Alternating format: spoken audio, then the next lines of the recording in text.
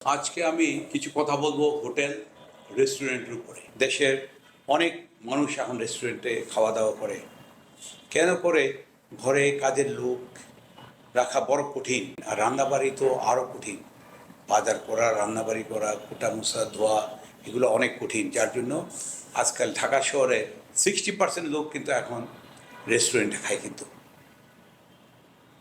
আপনার এই গুলশান বনানীতে অলমোস্ট 5,000 থেকে 5,500 রেস্টুরেন্ট আছে। কিন্তু এই রেস্টুরেন্টগুলো তো তাহলে কীভাবে চলে? আর তো ধানমন্ডি তো আছে কত হাজার, আমি নিজেও জানি না। তারপরে আপনি উত্তরাতে কত হাজার আছে, আমি তাও বলতে পারি না। এতগুলো রেস্টুরেন্ট চলে কিভাবে? যতই উপরে দেন, যতই নিচে দেন, মানুষ কিন্তু রেস্টুরেন্টে ঢুকে এবং খায়। কারণ বাসা বাড়িতে খাওয়া দাওয়া রান্না করা অনেক কঠিন হয়ে গেছে। কিন্তু কারণ হাজব্যান্ড চাকরি করে, সাথে সাথে ওয়াইফও চাকরি করে। হাজব্যান্ড ওয়াইফ দুই দিকে দুই দরজা দিয়ে দুইজনে বেড়াই যায়। যার জন্য বাসা বাড়িতে এখন খাওয়া দাওয়া অসম্ভব হয়ে দাঁড়াইছে। ইভেন সকালে যে নাস্তা, ওইটাও ঠিক মনে খেতে পারে না। সাথে করে নিয়ে যায়, টিফিন কেটে ছোটো করে নিয়ে যায়, অফিসে বসে বসে খায়।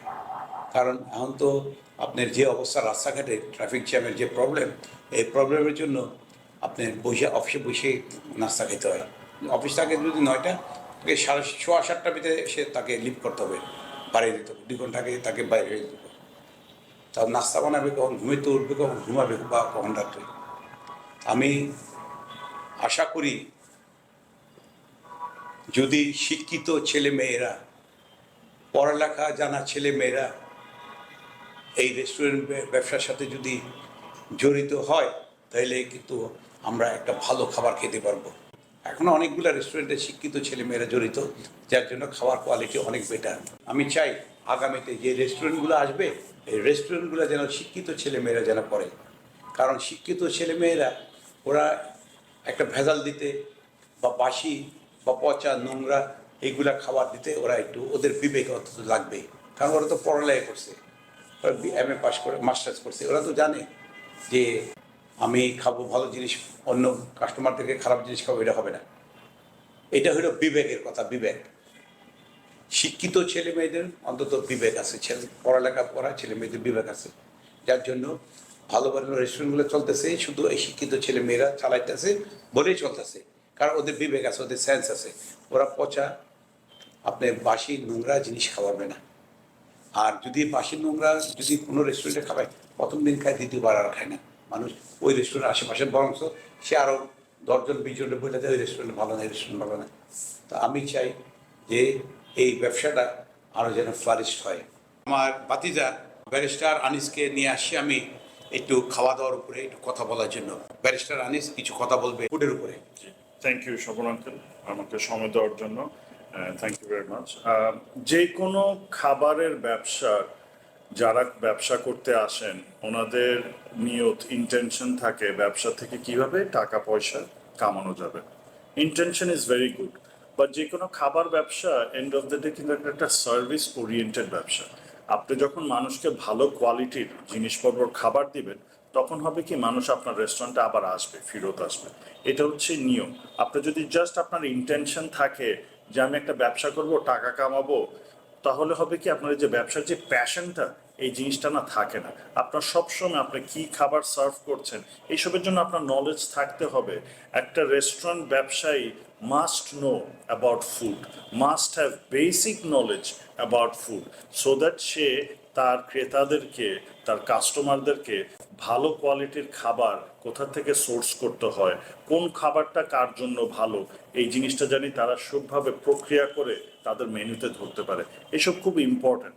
আপনি যখন যে কোনো ব্যবসা প্যাশন নিয়ে করবেন, নলেজ নিয়ে করবেন, দেখবেন ব্যবসাটা অটোমেটিক ব্যবসায় বরকত আসবে। ব্যবসা আর আপনার মানুষকে যখন ভালো কোয়ালিটির জিনিসপত্র দিবেন, খাওয়াবেন, তখন মানুষগুলো আবার ফেরত আসবে। মোস্ট অফ দ্য রেস্টুরেন্ট চলে না কেন? কারণ দেখা যায় ওরা খোলার পর একটা হাইপ ক্রিয়েট করে, সবাই যায়, বাট ফুড কোয়ালিটিটা ওরকম ওনারা ধরে রাখতে পারে না। কারণ ব্যবসার যে মালিক, উনি খাওয়া দাওয়া নিয়ে ওরকম ইন্টারেস্টেড না। উনি আছে কিভাবে আমি ব্যবসা থেকে টাকা কামাবো।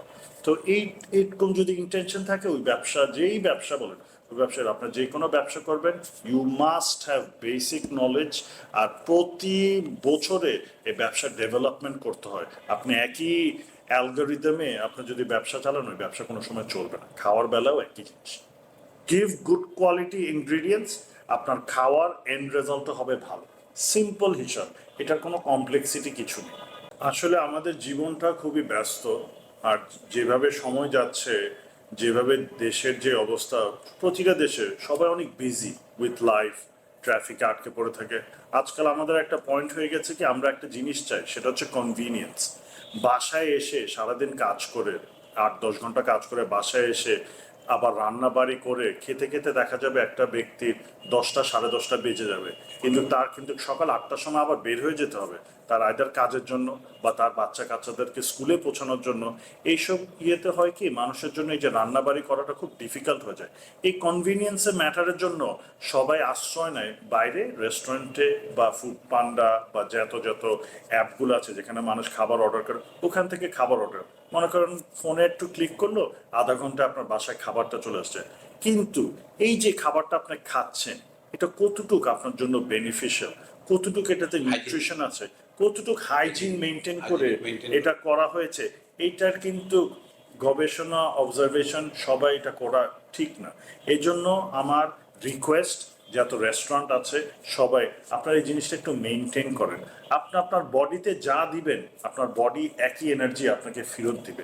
আপনি যদি পুয়ার কোয়ালিটি ইনগ্রেডিয়েন্টস দিয়ে জিনিসপত্র করেন, দেখবেন যে আপনার পেট খারাপ হবে, অন্য অন্য জিনিস হবে। এমনও হতে পারে আপনার উল্টাপাল্টা খাবার থেকে ক্যান্সার হয়ে যায় মানুষের আজকাল। তো আপনাদের খুব কেয়ারফুল থাকতে হবে এইসব জিনিসপত্র নিয়ে।